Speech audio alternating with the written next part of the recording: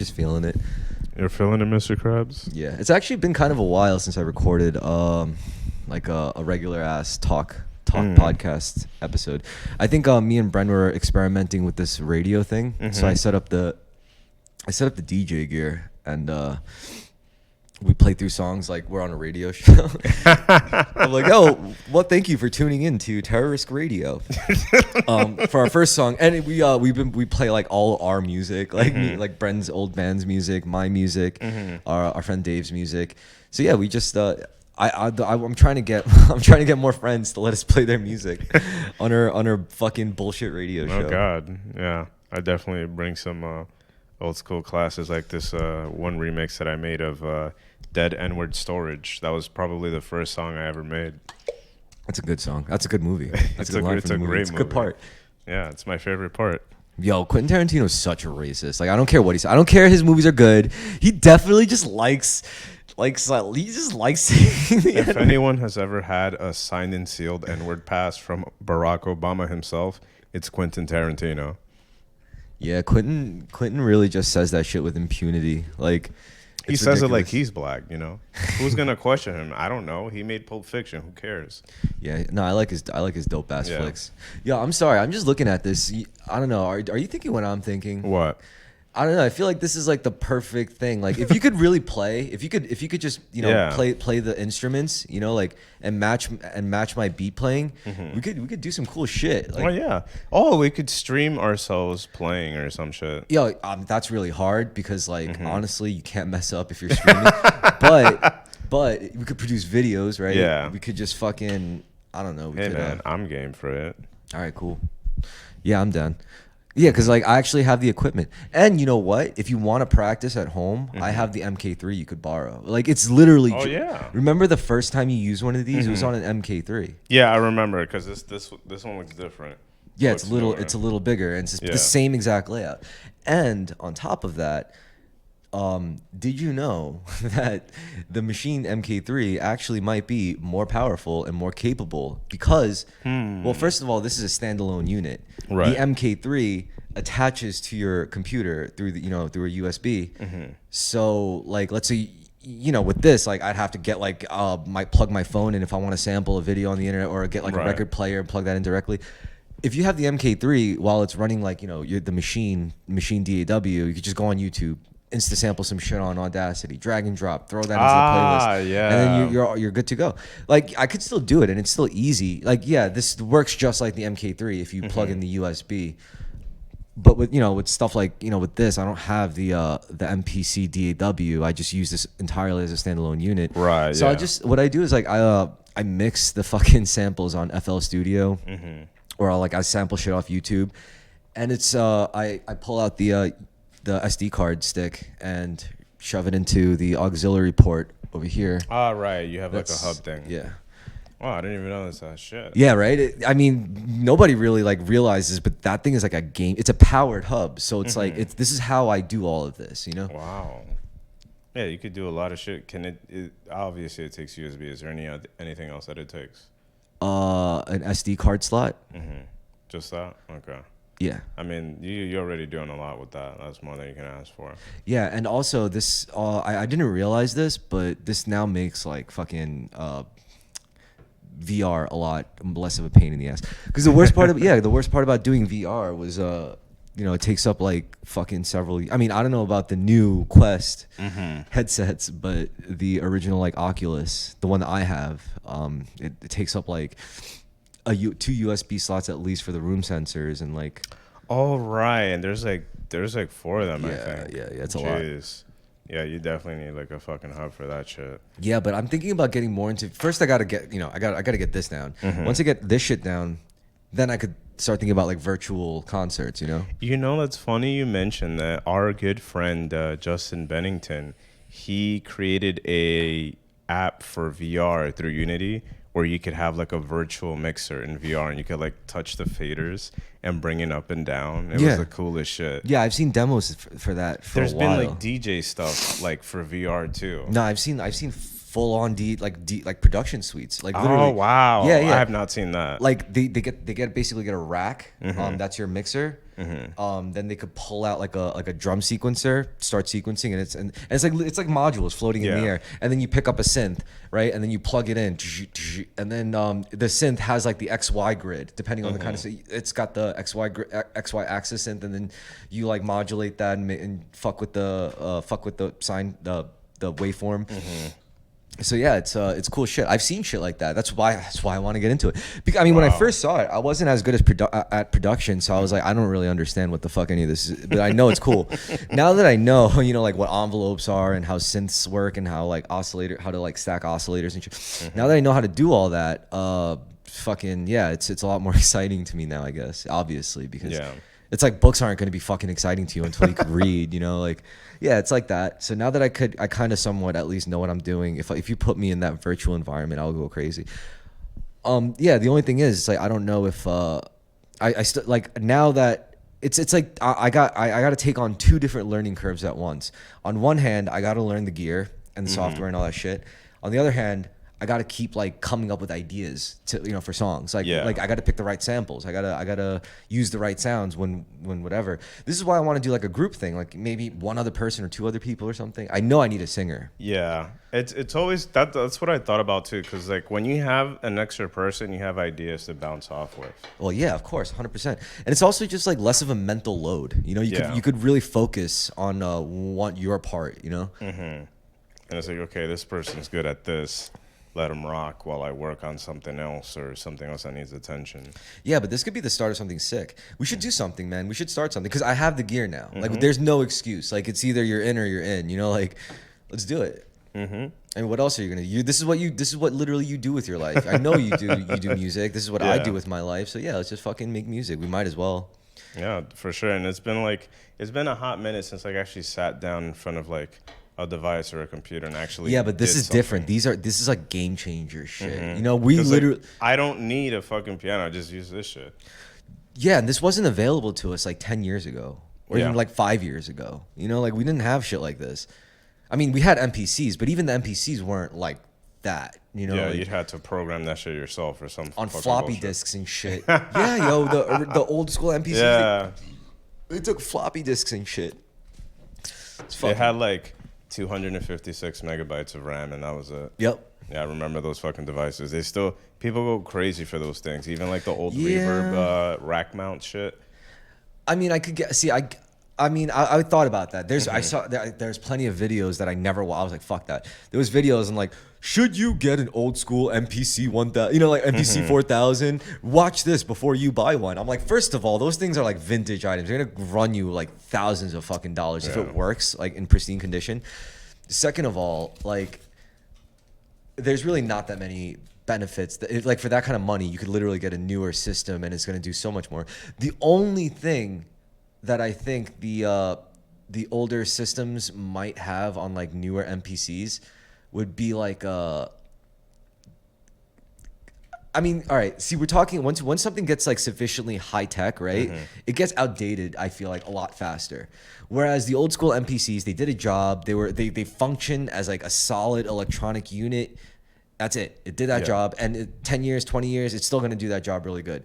10 years, 20 years, this thing might get bricked. You know, like you don't know because like it like something could just vastly outshine or render some part of its thing useless. But then again, it's an MPC, and MPCs pride themselves on being completely standalone.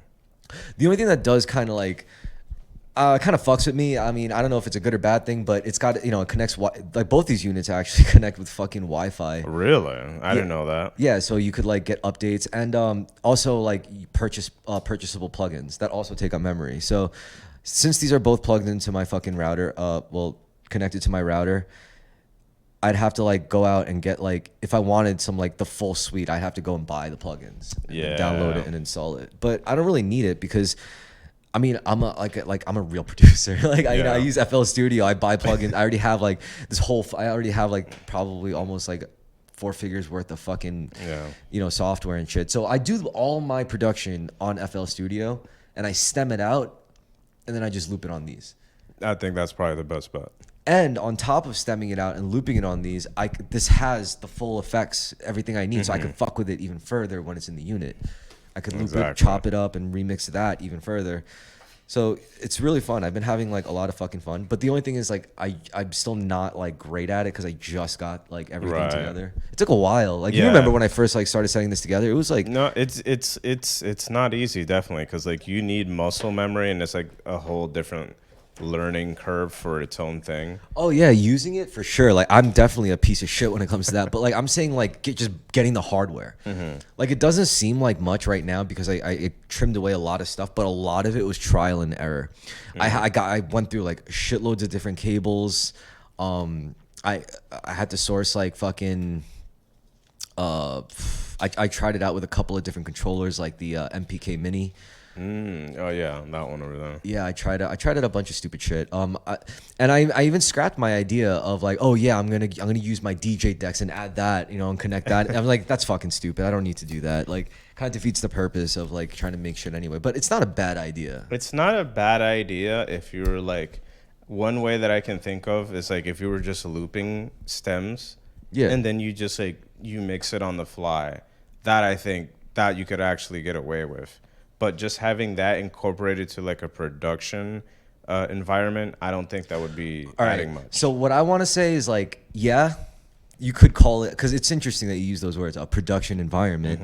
And you could call it a production environment because that's literally what this is doing. But what I really want it to be is a production, performance thing. Right. Yeah. Like I want to be able to take this on stage with my buds and be like, all right, let's go through the set, you know, just like knife party that shit, you know, like.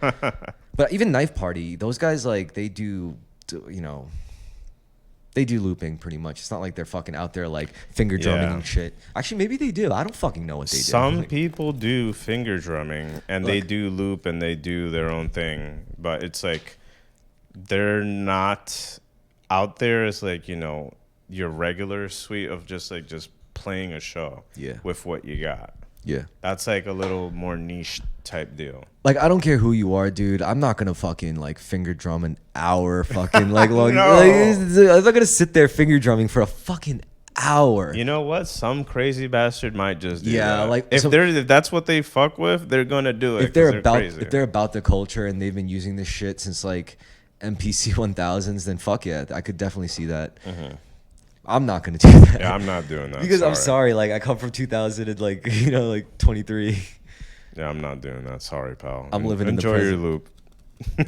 I mean, they're not even looping though. They're really like arming pads and just right. Like, I love it though. Honestly, like it is sick. It's a skill. It's very impressive watching somebody do it. I don't think it's that hard to learn. It's just all. It's you know what? It's all. practice. It takes practice. Exactly. It's just like practice. Just like anything in life, if you really want to do something, it requires effort. You know what? I can't tell if it's harder or easier than a real drums. I mean, it's definitely like physically easier than a real drum set because you're using your fucking fingers.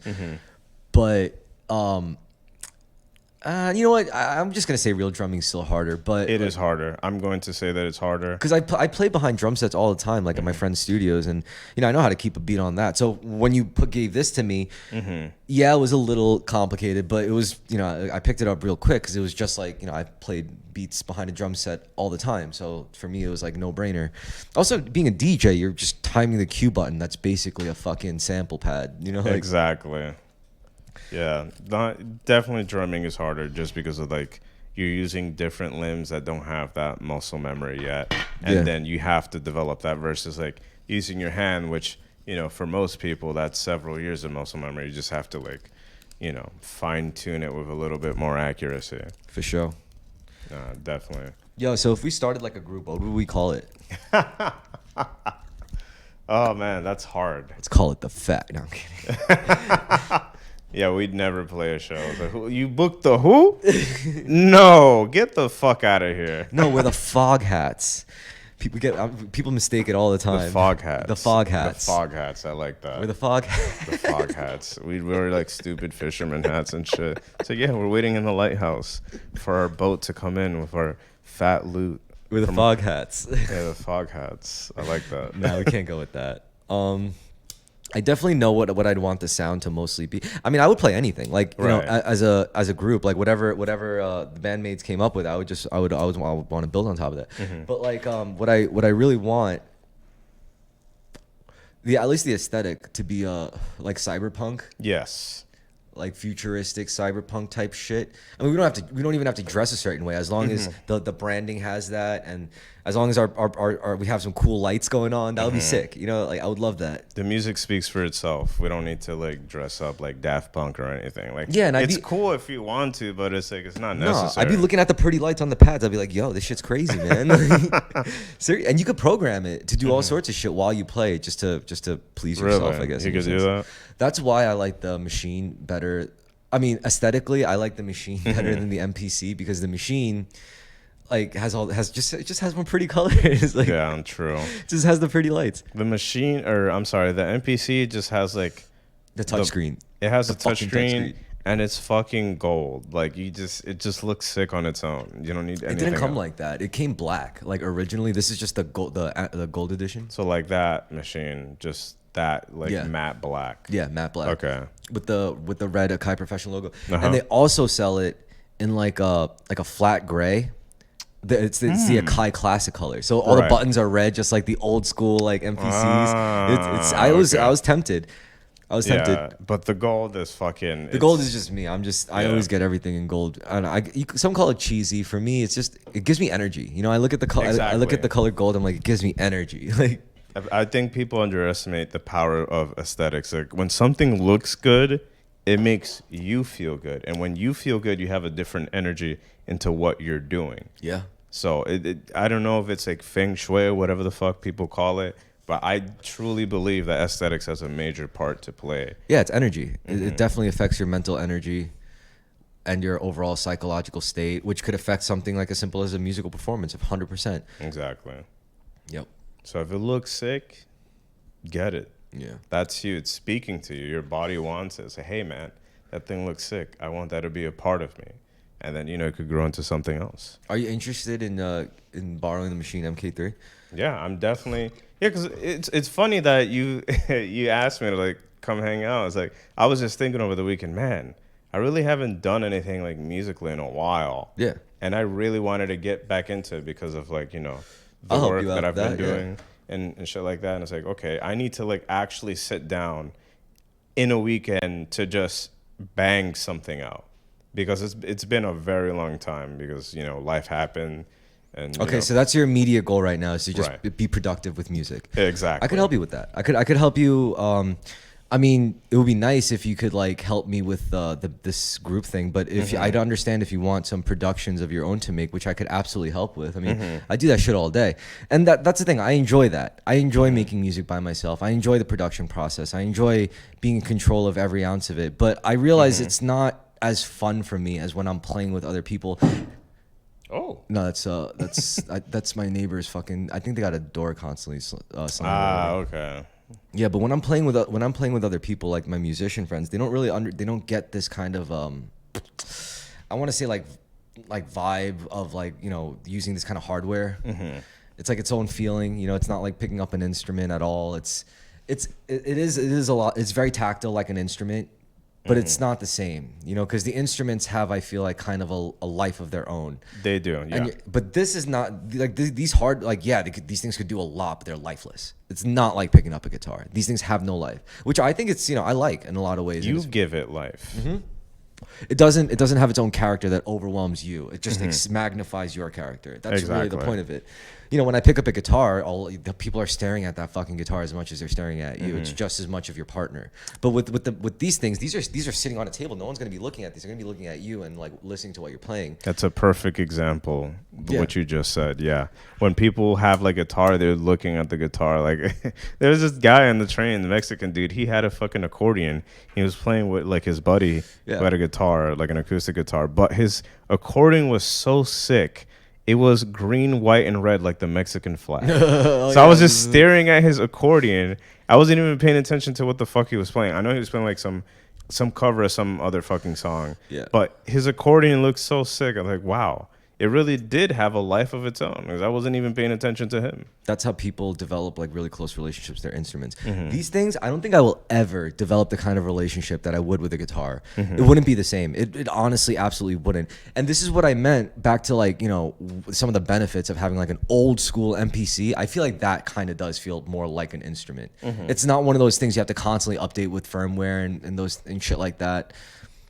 And what's cool about the old school MPCs, if you really give a shit, you could send your shit out to like, you know, some sound engineer specialist, and they will literally like redo the circuit board so that it'll accept like more modern like SSDs and shit. Yeah. You know, instead of a fucking floppy disk drive. Yeah, I'm not dealing with no fucking floppy disk in 2023. Get out of here. And people like the original machine because apparently it's like vinyl. It's got a specific character to the sound, like some kind of compression that adds like, I want to say like a little bit of a kind of a fuzz or something, like a vague fuzz.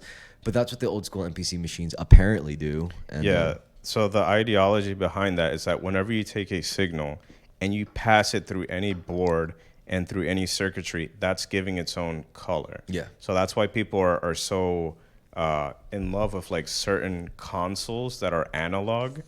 They want to run their signal through the analog board so the analog board can color ever so slightly however they like it. And then what they get out is that extra little, you know, it's like a little sprinkle of whatever.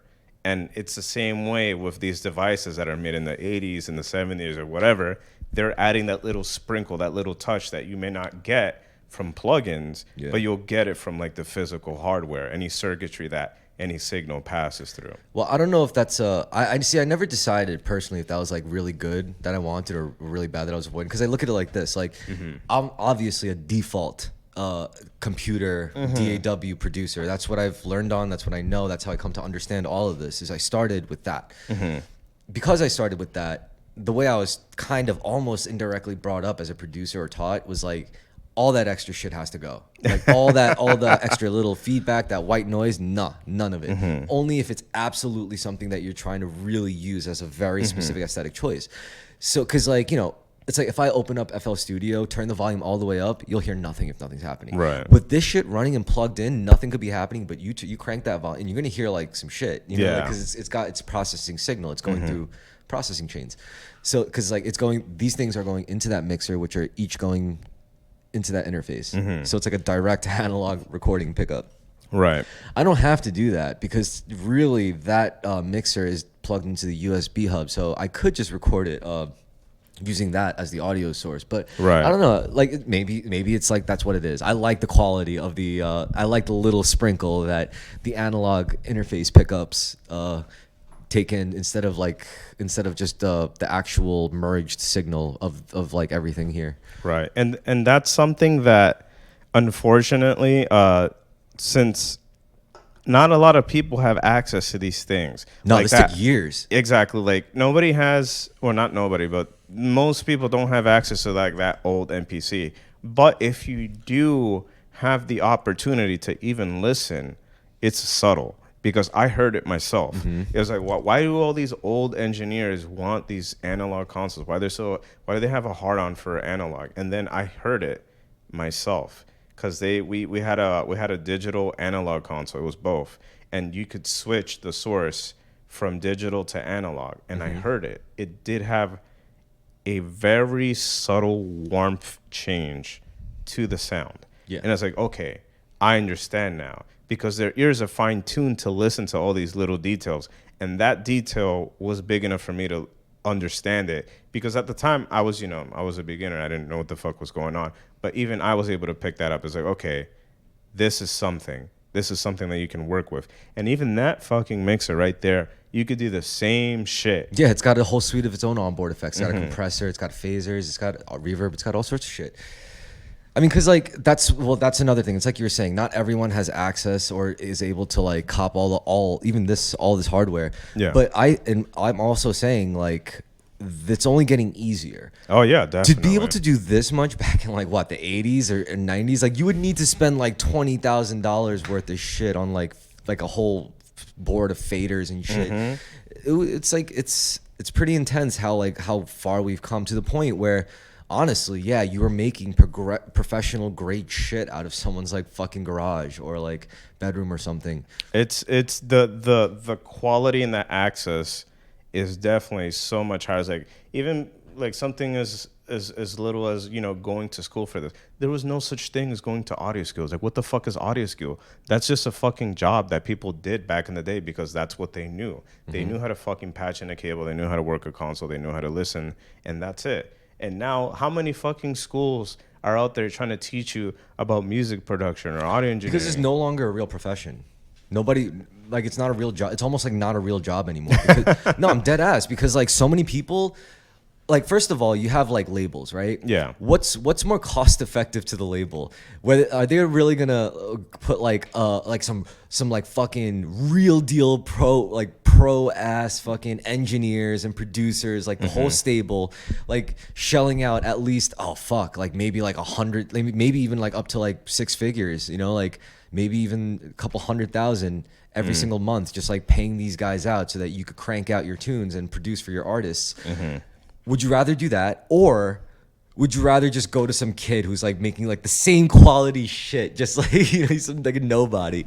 Yeah, And just like, pick up, hey, here's a fucking loan, go nuts, and hopefully you default on your loan. that's straight up, and it's like, yo, fucking, it's crazy. It's actually crazy. It's fucking mind-boggling. It's like 2.2 grand for the studio that I interned at. Yeah. For just like a day session. Yeah. And you think how many fucking sessions people are gonna want to book there? Like you book 5 sessions, that's 10 grand right there. Yeah.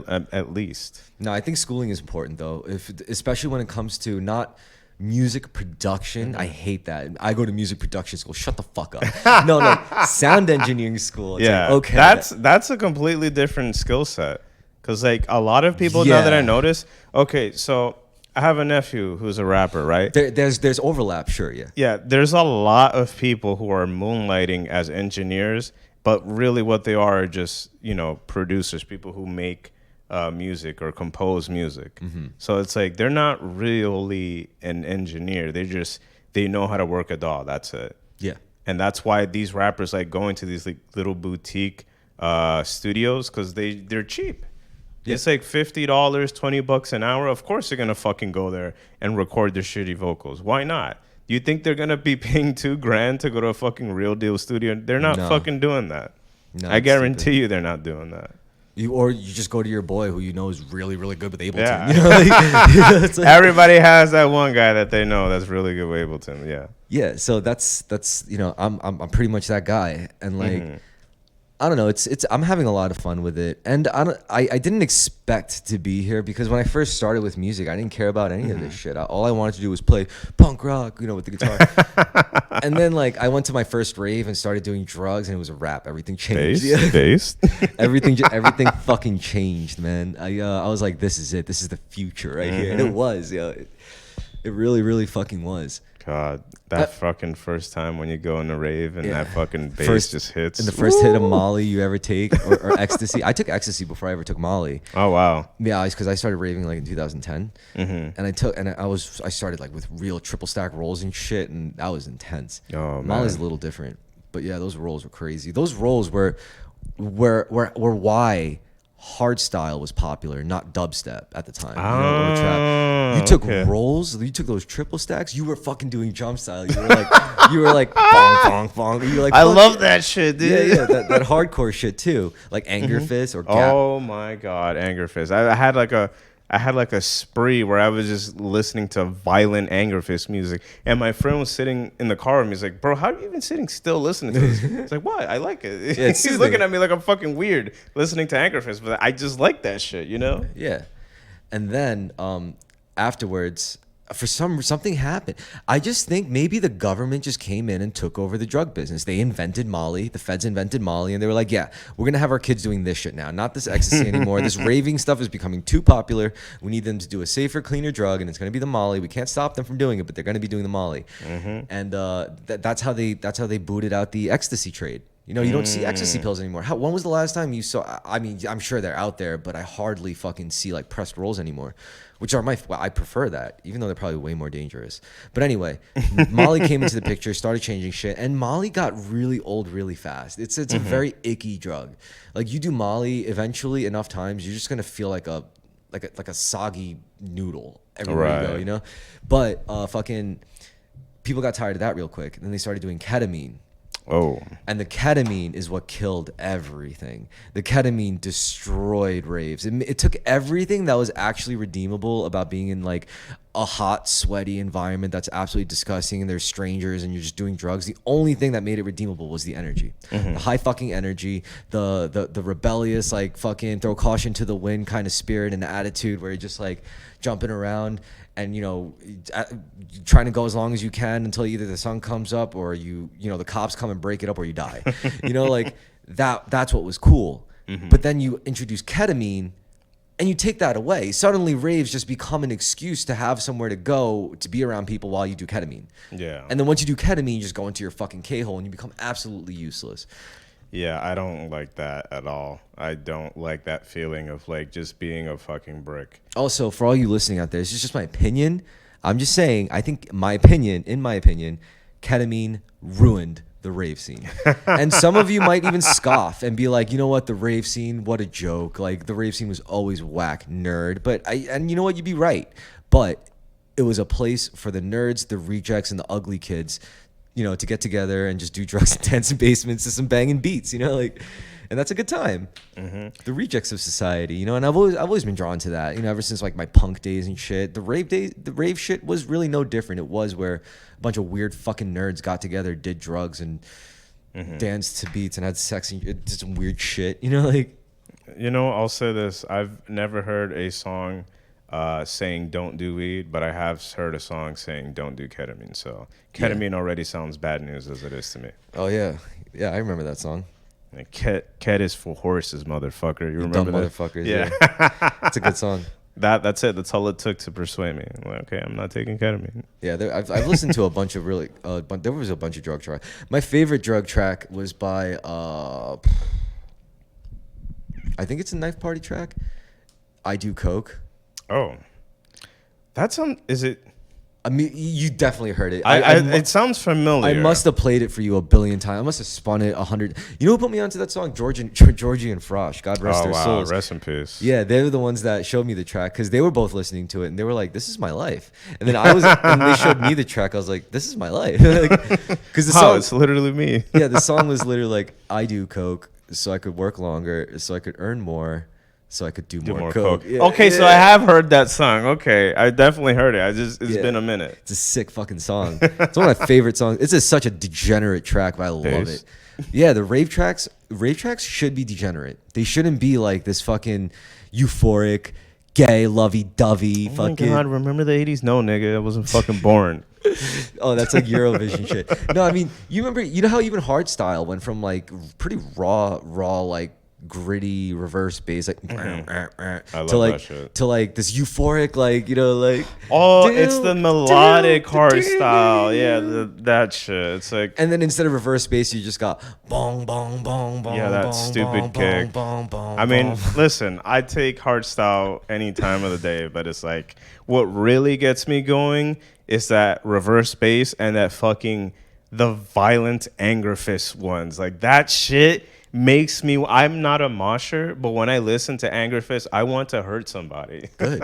You know what? That's so awesome that you told me that. You're giving me you just gave me some great insight because it was like literally a couple of days ago. I was just getting so frustrated with running out of ideas. I was literally just doing research on Google. Like I was like, how to make music that activates a person's fight or flight response. You know, I was just thinking about this. So, you know, Tekken, the video game? Yeah. I don't know what it is, but they've mastered this thing where, like, when you're in a match and then you go to the final round and the music changes, it actually makes you hyped to beat somebody's ass. Yeah, Mortal Kombat music was like that, too. And it's crazy. They've done this thing where they just, like, they know what it is that you want to hear to like fuck somebody up, and it works. It fucking works. And I wish I could like tune into that so I could use that in my music. I was like, okay, let's make some evil music.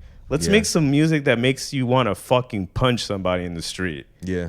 That's the type of shit that I like. Obviously, I'm not punching people in the street. Yeah. But that fucking music, it speaks to your soul. It speaks to like a primal part of your brain that I think everybody should like at least tune into once to see what it's like.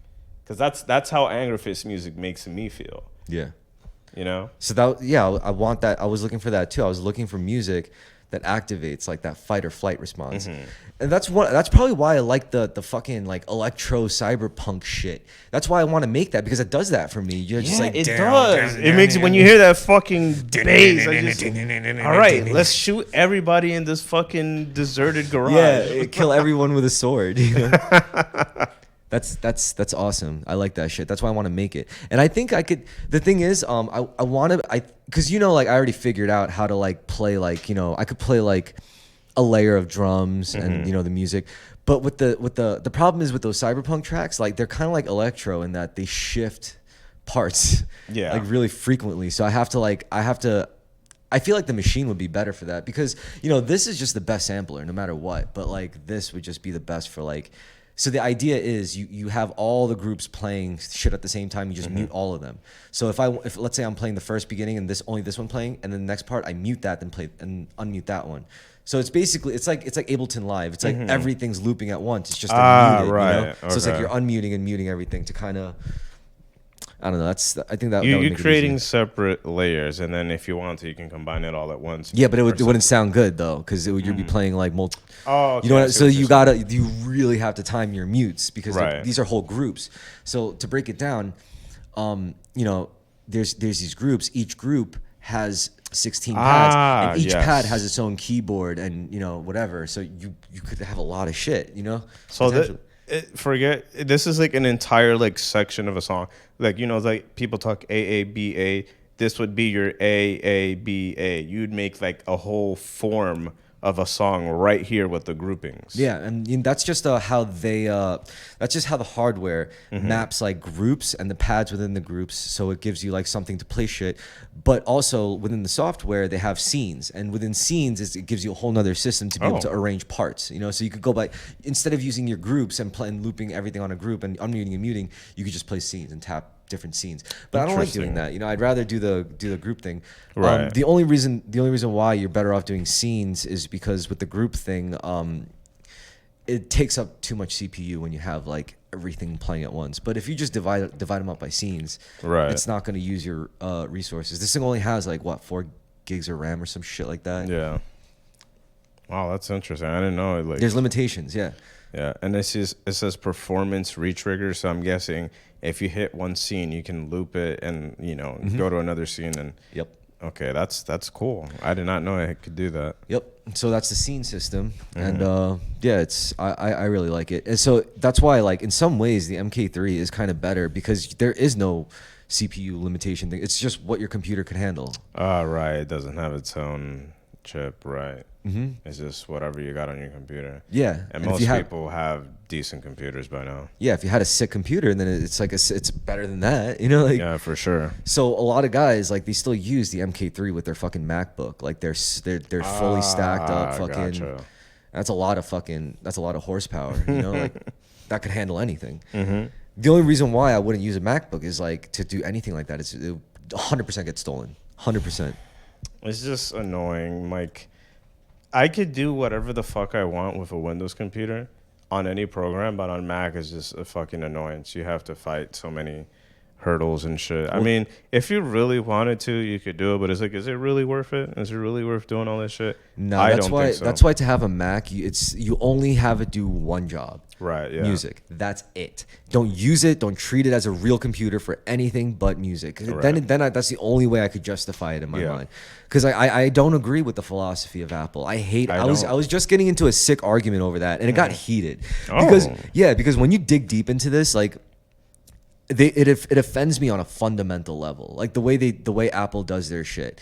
And you know what? I give props to Steve Jobs, because he had vision. I respect that. He had. Oh no, for sure. He had imagination, but I just don't like the fucking idea of like locking users out of like learning more about their digital environment. Right. And that's what Apple does. They want it to be so proprietary. They want end-to-end control over the full instrumentation of how you use this technology. They want to be in charge. Whereas on a Windows, you could do anything. You could do whatever the fuck you want, like you said.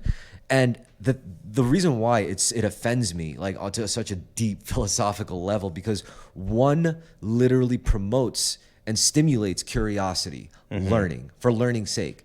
For the Apple, it's like the opposite. It's like the evil kind of mindset. Like, oh yeah, just get what you need so that everything could be more efficient, so you could get bitches more efficiently, so people could treat you differently and treat you better because you have the better product. It's so fucking bitchy and it's just whack, all right? It's lame. iPhones are chick phones, straight up. Yeah.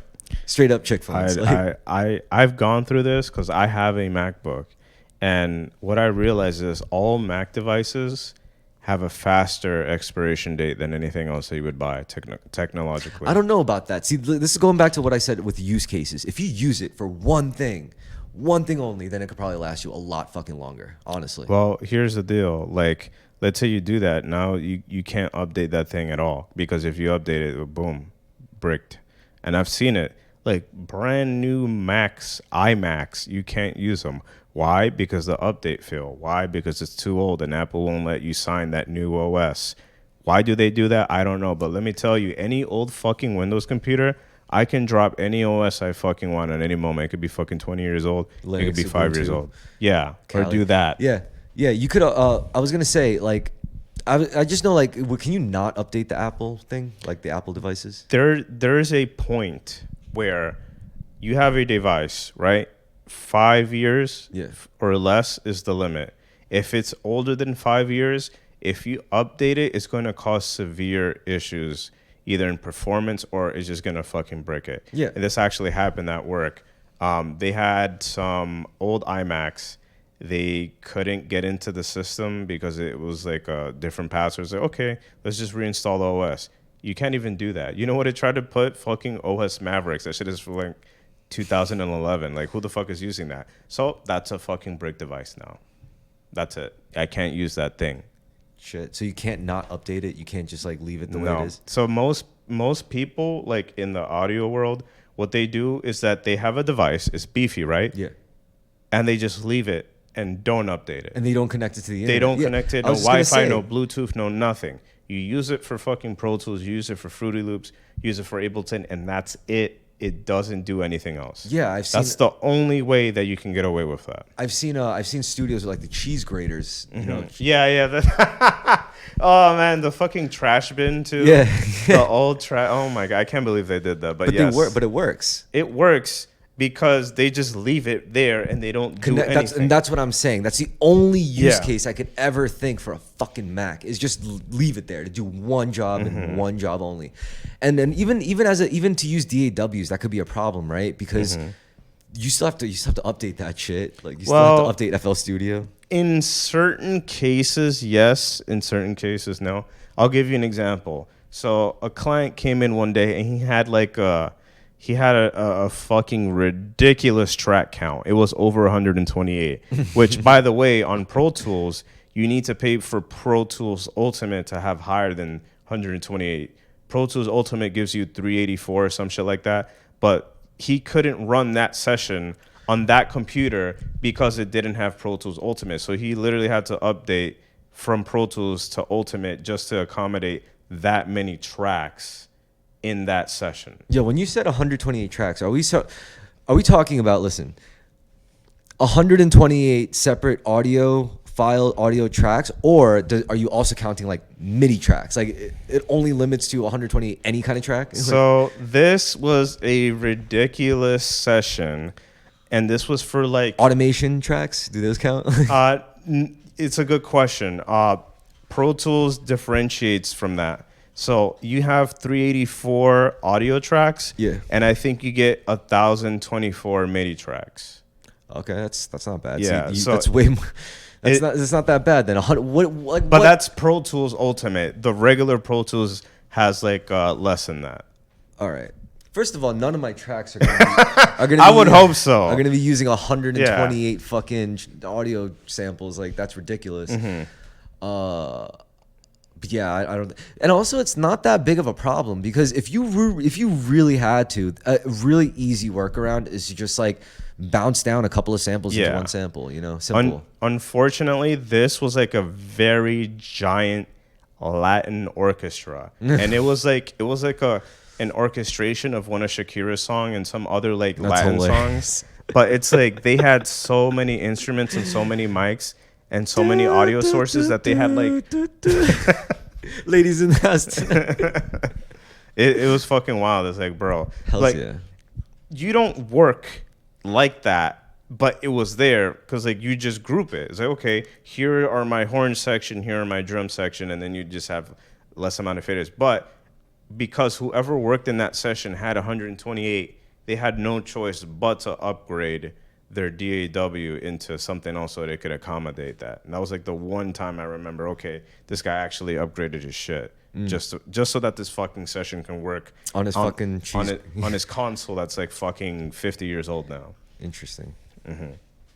Yeah, fucking, I don't know. So Macs suck. Apple sucks. Fuck They Apple. do. Fuck I hate Apple. them. I really fucking hate them. Not buying another Apple device ever again. And it's true though. Like, yo, I really I broke it down in that argument. I was like, yo, listen, like fundamentally, like you don't care about learning for learning's sake. That is why you are sitting here like making a case about how Apple products are any Apple product is superior when it's just not true. Apple It's products a lie. are accessible to retards. That's it. That's the only. And it's like That's it. And it makes me cry. Like If when it people wasn't for Steve Jobs, you wouldn't even know what the fucking internet is. God, That's damn. it. That's the entire argument. They have no argument because okay, you wouldn't even be here communicating with me if you didn't have this fucking device that Steve Jobs helped make and create. Yeah, you know, Steve Jobs was like, I mean, I definitely disagreed with his fucking insane control freak, you know, like tendencies. Like we have to be in control end to end of the whole proprietary everything, software, hardware, whatever. That aside, he did have some good philosophy. You know, like he was like saying like He's a smart person. he was like, I want our products to be like a bicycle for the human brain, right? But the way he was going about it, like, just makes me feel like he sees me like a fucking piece of shit, you know? Like, whereas, you know, like I see like, you know, other platforms, like it's so much more open. It's so much. I learned so much more. You know, it's so much more free, like liberating. I feel more powerful like behind a Windows than I'll ever behind a Mac, and I'm like. Yeah, if you use a Mac, you're probably just looking at like fucking the same 4 websites every single day. Facebook, Google News, Twitter, and some other random shit. Or 5 or 6. Reddit. Yeah, just a Yeah, handful. there you go. Facebook, Google, Reddit, and Twitter. And that's all you're ever doing. That's the extent of your computing. That's what people call MacBooks, just glorified fucking Facebook machines. That's all other people fucking do. And I've seen it. I've seen people go in Starbucks with their shitty little MacBooks and just browse Facebook. Like, dude, what are you doing? Motherfuckers don't even torrent. No, you'd be lucky to even get a fucking torrent application in that goddamn thing. That's true. Because like, even then you couldn't. Certain applications that are not from like the Mac App Store, it would like stop you from downloading. It would ask you like, this package has been prevented from downloading. Are you sure you want to do this? Yes, I'm fucking sure. I downloaded the fucking thing. Install the goddamn fucking thing. I mean, Windows does the same shit though. The It Windows does. give you warnings all the time. Like, but you know, either way, look, if they've really Windows does it if it's an exe. Like if it's just a random exe, it's like, are you sure you want to do this? But if it's like an MSI program from like a regular developer, it's like, yeah, it's not gonna ask you. Yeah. Even that, this is the difference. So Windows, if it's a regular developer, it's like whatever. But even if it is a regular developer on Mac, it will still prevent you from opening it because it's not on the App Store. That's the difference. That's whack. Also, like, you know, for Windows computers, a lot of like the bulk of our downloading security, it happens on the browser level. Yeah. Google Chrome really filters a lot of shit out. It prevents you from downloading some shit. And you know, that kind of works for me. I like that. See, I like the whole like third party elements. You know, I like having my very open kernel platform, you know, like a fucking, you know, Windows or whatever. And then I could just like put whatever modules I ever need, whether it's whatever browser I want. And I always like install multiple browsers. Like I don't use Mozilla a lot, but I'll admit it's probably better than Chrome. I honestly. prefer it than Chrome. It's probably a better browser than Chrome altogether. Like if you look at it under the hood, I think it's more efficient, you know? And it's more customizable and neat. Definitely. But Google Chrome is so essential because we all use like Gmails in our semi-professional to professional lives and personal lives. Like we all have Google accounts. We all need it. We all go on YouTube. So and anyone who creates content needs to have a Google account. We're not gonna have like fucking Hotmail or like, Hotmail, you say? We're not gonna have AOL. Bro, I can't even log into my AIM or fucking AOL account anymore. If I could log. Bro, I talk mad shit, bro. So when you were in school, in middle school, did you have like computer labs at that time? Because I did. And I swear to God, me and my friends would spend all day just talking to fucking retards and Yahoo Chat and AIM. That's all we did. It was the greatest thing to happen to our generation, computer labs. And I remember my professor, teacher at the time, he just sat on his computer, God knows doing what. He didn't give a fuck what we were doing. We were just on the computer. He's like, oh, you okay? Guys, class ends at 4:45. Have a good night, and blah, blah, blah. And that's so it. Funny. I remember when I was in school and we had access to computers, I was just like on the internet reading like the fucking most fucked up fan fictions because it was interesting to me. You know, I was like, all the cool fucked up sites were blocked, so I was like, all right, and then fanfiction.net it is. And I just, oh my God, M-rated stories on everything, please. Bro, I have some funny memories about just like being in computer labs. So you know about the Queens Public Library, right? In Flushing? Yeah. So on Main Street. That's one of them. Dude, it's that like was my place. I went there all the time. Dude, it's great. And then so Flushing, they have one in Flushing, and the main one is in Jamaica, Queens. Yeah. So they have everyone, and they have one in every like Queens town or district, whatever the fuck you want to call it. They're big fucking libraries. All the they Queens are. ones. Yeah. So the one in Jamaica, I remember because they had a computer lab very early. I must have been like 12 or 13 at the time, and they had, those stupid beige boxes that you'd always see those computers. And I remember walking towards like the children's and the teen section. And I remember I walked across a little black kid. He was playing a video game on the public library school. I was like, that's weird. And I take a closer look, and he was playing RuneScape. And I'm like, wow. This looks like fucking hot garbage. I never want to play this fucking game ever in my life. And then I kept walking to the teen section, and I never thought about it again until like fucking a couple of years ago. I was like, wow, I really did not like that game at first sight. It looked like you were at the bottom of your life. Like if you're playing RuneScape on a public computer, there's nothing going on positive in your life. And I made that decision at 13. I was like, wow. I must have been on the ball because nobody who's somebody is playing fucking RuneScape in 2023. There's something wrong with you if you're playing RuneScape. Like grinding, please. just grinding. You're not even playing the fucking game. You're like clicking on a wall or some shit, waiting for something to happen. That's not a fucking game. That's just like a clicker. Like you're not doing anything. And it's just like, what other fucked up memories do I have? Oh, I remember this shit. All right, tell it. While I'm gonna get a drink real quick. I'll get you one.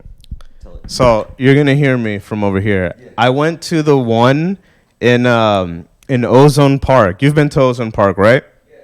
So I remember I was there like doing work for like a school assignment, and again, there were three kids sitting next to me, and they were on a website called Sailor Moon XXX Dragon Ball Z right next to me. So you see how you're sitting right next to me?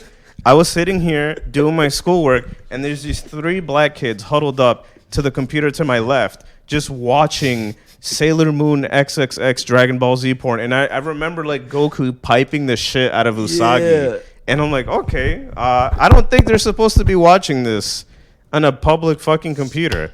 I don't know what it is about like Queens public libraries. It just attracts degenerates, for better or for worse. And I know not everybody is a fucking degenerate, but goddamn, there's just way too many instances of like people doing fucked up shit. That's just public community centers in general, community hubs like public libraries and shit.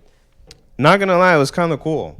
Like you can't do that shit right now. I mean, my favorite thing was and when I went to Flushing High School for like a year or two, my favorite thing was just cutting school and going to the library. just killing my day there. I mean, those are some miserable years for me. Like, I was not in a happy position in life when I was like a teenager. Right. But the library was a nice comfort. It was a good escape. You know, I got to not be around anything, not be around my shitty home life or my shitty school life or the shitty degenerates that hung around Bound Park. You know, like I would just go to fucking. You know what? You have a point. Like, you may not be like at the best position, but it's still a library and it's still a sanctuary. Yeah. And that could be. There's something to be said as like, okay, you made the decision to come here instead of just being out in the streets. Well, it's also, I mean, honestly, back then, I would have loved to be out in the streets. It's just I didn't have any friends around that area. Like, I was pulled out of my high school at the time, because me and my dad just had some shit going on. Right. He pulled me out of the school that I was always in Staten Island, where all my friends were, and just threw me in like Flushing High School. Could you imagine how fucked that is? Like, you know, you're in freshman year, you spent most of your freshman year in school, you got into weed, you're having a good time, and then you just get pulled the fuck out and you get thrown into Flushing High School. I was like, wow, this is very different. And that's when I really learned something very valuable, just how different the public high school experience can be in different residential zones within one city. I was like, holy shit. Dude, my first high school was Tottenville High School in Staten Island. And man, compared to fucking, like, it's almost like a fucking private school in comparison. And when I went to Flushing High School, yeah, sure, things were fucked up, but you know what? I generally stayed out of trouble because I didn't really know anybody. Right. So that was the thing. It's like, if your home life is shitty and your school life is shitty, mostly because you just have no friends. That's what happens when you move to a new area. I mean, I eventually made friends, but at first it just sucked, you know? Like, so all I had to do was go to the library. Right. But eventually I made friends, you know, and that's when I also got really, really good at like making friends with new people, you know, because like I kind of had to. And it was that was easy enough. Oh, and what was really useful, honestly, for me at the time was smoking cigarettes. Because that was one thing I did before I got pulled out of my first high school, was I started getting into Newport cigarettes. First of all, Tottenville High School is like a predominantly white school. Oh. So, you know, pot was like fairly popular. So I started smoking pot. And I was getting like money every day for lunch. So and I didn't really care for lunch. So I would go through, and the only black kids in school, they were like on the football team. And then every morning, they were good too. Tottenville had the best. I bet they fucking were. No, not just in school. Like, they were the best. Like, Tottenville had like the best fucking team in like the district. Yeah, they were murdering it. They were dominating. But like fucking, yeah, the only black kids in school, they would stand out front. They would have their backpack and they would sell $5 packs of Newports. Even as a 14-year-old kid, I knew that was a deal. That's sick. So I went in, slapped him his $5. He gave me a pack and he was like, yo, can you fix my iPhone or something? I was like, nah, I'm sorry, man. And I was like, all right, cool. I'll see you, bro. Oh, man. And then that's when I started smoking cigarettes. So when I got to Flushing High School, yeah, I didn't have any friends, but I was still smoking cigarettes. And that eventually led to like kids coming up to me. It's like, yo, can you spot one? Or it's like, yo, do you have any weed to smoke or something like that? And that's when I would start like talking to people. It's a communal thing. And I think it's like, somebody once told me, I don't know who it was, it's like the easiest way to make friends, always have a lighter on you. That's clever. Always have a lighter on you, even if you don't smoke, because you can offer somebody something that they don't have, and that's guaranteed to strike up a conversation, and who knows where that conversation will ever lead you. Yeah, it's also, there was that guy who did that social experiment where he just traded up for a bunch of shit. Ah, yeah, the paperclip guy. Yeah, I remember that guy. That was pretty cool. Yeah, he bought a fucking house at the end of it. I bet I could do that without starting from a paperclip. Like, I got like a fucking $1,000 guitar. If I start with that, that's a nice guitar. Ibanez, yeah, right? It's made in Japan. Oh, that's a Japanese brand. No. Well, Ibanez. Actually, yeah, I think it is Japanese. I think it is a Japanese brand. Yeah, you might be right about that. But I know they have different classes of guitars, and their highest is made in Japan. And I just went for that. But you know what? 1,700 isn't that much. I've seen guitars that are worth way. Yeah, this is like a hole in itself. But you know what? My favorite thing not the isn't those like thousands of dollars, like those crazy guitars that you see nowadays with like fan frets made of some crazy knotted wood cut into some sick shape, and it's got like fucking 30 strings on it. Like, you know, like those are cool and all, but like I think my favorite expensive ass guitars are guitars that like are fully functional, perfectly functional, can like function with any quarter-inch like interface with any amp, modern amp or otherwise, are like the ones that survive from like the 50s or the 60s. Like that is like hot money to me. You know why? Because like every single year, no matter what, the wood is going to be different. I mean, wood is wood. I get it. Just like wine is wine. But the reason why these fucking wine enthusiasts and guitar collectors, if there is such a thing, the reason why they care so much is because it makes a difference. Right. Like a guitar, like the same Gibson Les Paul from 1952, or I don't even know if they had it back then, or like say the 1960s, is not going to sound the same as a Gibson Les Paul from 1980. I mean, they'll both be expensive as fuck as vintage items, and they'll generally be the exact same guitar, you know, by design, but they'll always have differences. I mean, sure, there's also like modern conventions and stuff with like some of the hardware on the guitar with each new iteration, but generally they keep the same idea. So I love that. That's why I think analog instruments, there's beauty in it, you know, because we're talking about like stuff that was made from like living, breathing material, and that's awesome. That's cool. Do you know about the Stradivari violins? No. Oh, So, yeah. I they're do. like the insurance on that is crazy, and I think they're worth something like several millions of dollars at this point. And it's because of the wood that it's made out of. They had like, I don't know what the equivalent of a virtuoso, but for a craftsman is. Yeah. That's who made those violins.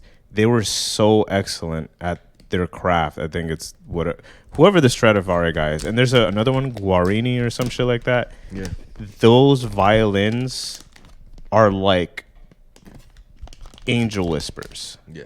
That's like the best sounding violin you'll ever have the experience of hearing. And what's crazy is that all these things, these crafts come with their own insane scene, with their own fucking drama. You know, it's crazy. Like shit happens. Like the competition is nuts. If you're trying to be the best, that's when like suddenly like you're only going to take notice of very few people. If you get to a certain level at your craft, there's only a handful of people that you're gonna also notice doing the same thing as you. And you know, like guitar is one of them. I'm sure there's like luthiers. That's what you call them, guitar makers. Yeah. So whatever that is for violins, that's So that like violin makers, you know, like there's that. The only other thing that I know of that's weird, that's outside of music, that I'm like actively invest in is swords. Yes. Because all my swords are like custom, and they're all expensive as shit. Oh, I bet they are. The most recent sword was like running me like over $3,000. It's no joke. I got to pay half and half until, because it takes a while to make. It takes like fucking 14 weeks at least to produce. Do you know who makes them? Yeah. So they tell you who the swordsmith is. No, so this is the story. Right around when I first started, there was first of all the best swords come from Korea. In Japan, they're a little weird about swords because they're weird about their whole history with war in general. Since World War II. That would make sense. Yeah. So all the best swords for martial artists, you know, even practicing Japanese arts. I mean, there's of course exceptions. There's people in Japan making swords, but most of the accessible, easy ones that are efficient and solid and awesome are coming from South Korea. And when I first started class, the top producers was this website called martialartsswords.com. We call them MAS swords, MAS. And they were making the best shit. They were making the most functional shit. Like anyone could go on like some bullshit website and get a production made sword made in China, and they function. They work. They do what they're supposed to do, and you could train with them, practice them. But they're China blades, you know. China blades, yeah. I mean, they could only cut so well. They don't feel as good. They feel generic. They feel like something you bought off a shelf, right? MAS gives you the ability to custom make your sword, for you to determine like what you want on your blade. Do you want that groove that makes it noisy and shave off weight, or would you rather have a thicker, more solid blade? Do you want a wider blade? Do you want a hard target optimized, soft target optimized? Do you want like leather wrapping? Do you want silk wrapping? Do you want the inside racekin to be white or black? Do you want what symbols do you want on the little fittings on the actual handle? What design do you want for all of that? You were in control of that. So MAS did that. And they charged a pretty penny for it. They charged it's definitely over $1,000 for each piece, and they did a pretty good job. Like, and my teacher, my sensei, he used the Moss blades, and he was the one that put us all onto it. He was like, it's what he used. He was the best we've ever fucking seen, so we want to use what the best use. So that's how a lot of us ended up getting Moss blades. Yeah, and then what ended up happening was we eventually got a fellow student in class, right? A newbie, pretty much, and he was really, really, really good at cutting. Don't do that. He was really good at cutting, and turns out he was a sword producer. As in his what he likes to do, he knows all the fucking asshole. He wants to come up here and chill. So he knows all the smiths in Korea. He's like, he knows all of them. And the thing was, the guy who made the Moss swords, the reason why the swords of Moss quality of Moss swords took a dip was because the top dog of South Korea got into a motorcycle accident. Oh. So he retired. But 5 of his students, well, I don't know if there were 5, I don't know the exact number, but his students started producing swords after him. And what ended up happening was they didn't stack up. It wasn't like as good as like the teachers, it wasn't as good as the OGs. Right. The OGs work. So this new guy comes in and he's like, yeah, I know all the smiths. I know even more than them. I know that guy and the guys that, whatever his competition, I know all of them. So he's got his own site and he's got his own thing, and he's literally my dojo mate, so we know him on a personal basis, and we go, he's our plug. We go to him for swords now, like we're like, yo Mr. Yoon, Jason, can you can you commission me a sword? And it's like they're $3,000 jobs, but it's the best fucking, it's like Kill Bill shit. Right, yeah. Like that Hattori Hanzo Kill Bill like level sword. It's like that. It's that nice. I've cut with them. They're fucking dope. I mean, they got better over time. They obviously didn't start as good as but they even back then, like when he first showed us his blades, they were fucking sick. Wow, it's crazy because like you just show that stuff to like a normal person. Oh, cool, sword, but there's just so much detail. I mean, I think even a normal person, I'll show you pictures of some of them, but like even a normal person would look at it and be like, that's art. It's literally they're works of art. The only thing is I don't, because remember, these are custom pieces, so it's up to you like what they look like. Honestly, like I could tell, like, maybe it's a matter of taste, but like when they're so ornate, when they're too ornate, I know they're not really like martial artists. Because like it's like every sword he produces, every sword he gets a picture of it and displays it. So it's like it's part of the portfolio in the gallery, so you could see examples. I would see some of the ones he produced by order. I could tell, and so a lot of them I know personally. Like everyone, not just my school, but the school that we're also related to, the sister dojo in Brooklyn. We're in Manhattan. Even they also get all the swords from the same dude, and like I could tell some, I always see it. I recognize some of the swords, but then some swords are just so ridiculous. I'm like, oh god, And like I also wonder like how he takes the orders. So I know Moss did it. Moss may even produce like a reverse blade sword, like the one from Rurouni Kenshin. Yeah. They made one of those. So I wonder how I don't think he does that. I don't think he takes those kinds of orders, like makes like fantasy, like produces fantasy swords and shit. I think he only makes like martial arts worthy, swords. So that makes sense. Yeah. So that's my whole spiel on like some swords being art. Incredibly fucking expensive things to just sink your fucking money into. Yeah, I haven't found my my hole of expensive shit yet, but dude, I feel like it's coming up. Yo, you did. I mean, they build up over time, right? Like you start with like first you have to start with a computer.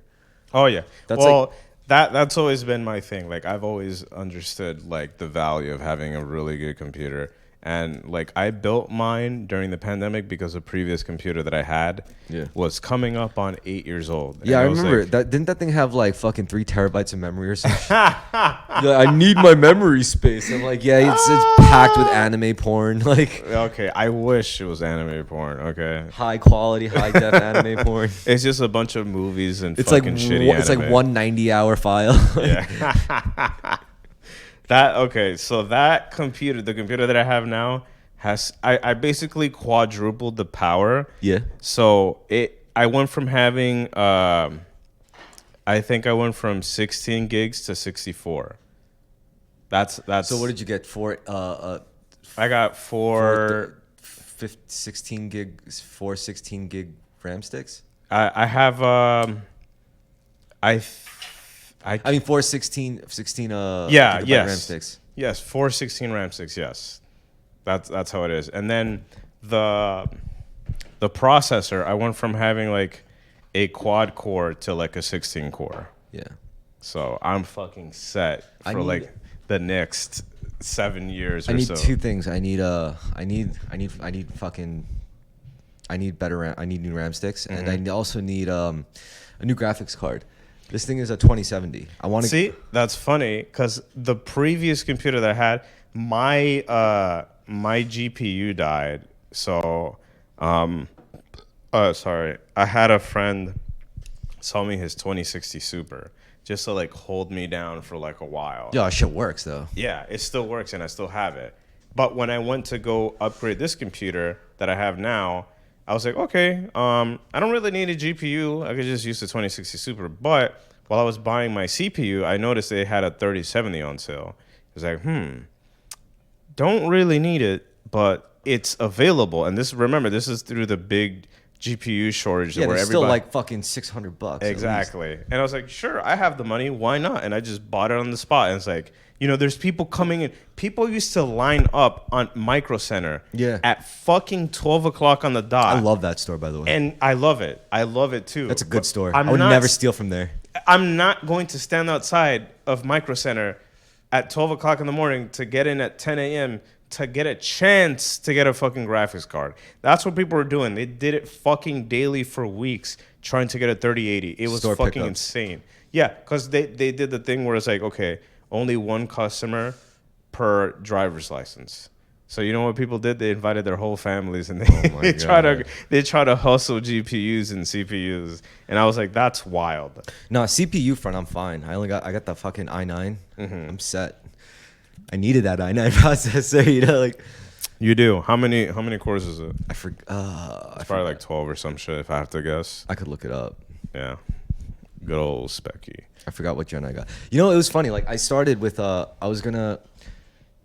Yeah, I first moved here. I had my old PC. I was like, ugh, I gotta upgrade it eventually. And this whole setup was really like abysmal. Like I just had, I had a sleeping bag. I had no TV, just like the computer monitor plugged in with my like desktop. And then I was watching like pirated shit to hold me over before I went to sleep. And then that whole fucking tower died. I was like, oh no. So that's your lifeblood there, man. So I immediately built this up. I was like I just needed a new tower. Yeah. Luckily this happened around Black Friday. Oh, okay, cool. Yeah. So I usually what I do, I'll map out what I want and then I'll wait till things go on sale. That's how I get so if you want to price it out, my computer costs $3,000, but I didn't pay $3,000. I paid like $1,200 over like every piece. I do that with certain things, but I feel like with computers. Hi, Mochi.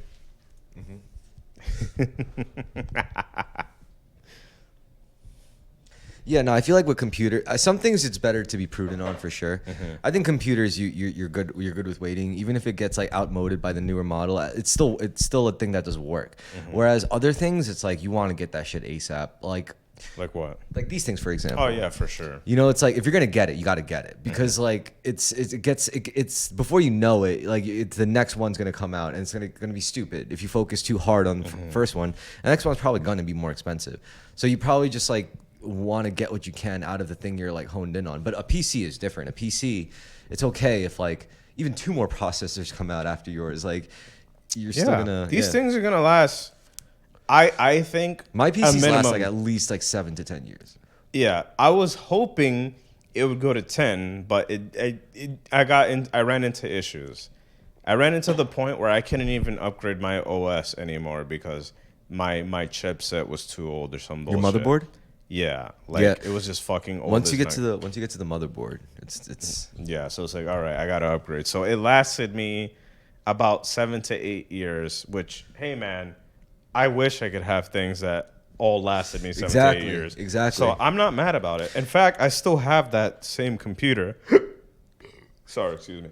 It's just under my desk because I don't have anywhere else to put it, and it works. It's just that for what my needs are now, I needed this to be the thing that I use. That's how you know you're winning with your purchases. If you buy shit that you're still using like 10 years later, that's how you know you're winning with it.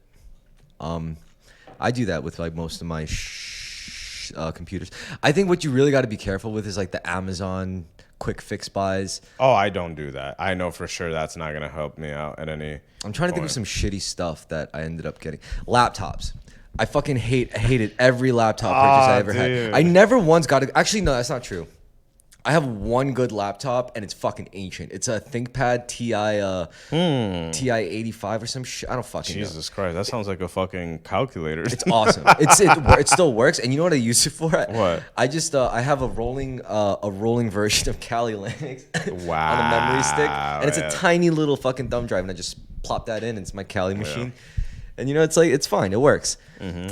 And I don't. It's not like I do any dastardly. I just like to get a little practice in sometimes using just like a command line and like fucking learning new shit, just doing some tutorials. And so I like the ThinkPad, but every other laptop I've ever owned or bought, absolute junk. It's garbage. Yeah. It becomes useless. This is something I actually thought about recently. It's like, so I said like MacBooks have an expiration date, and it's all because laptops. They all do. Why? Because of the battery.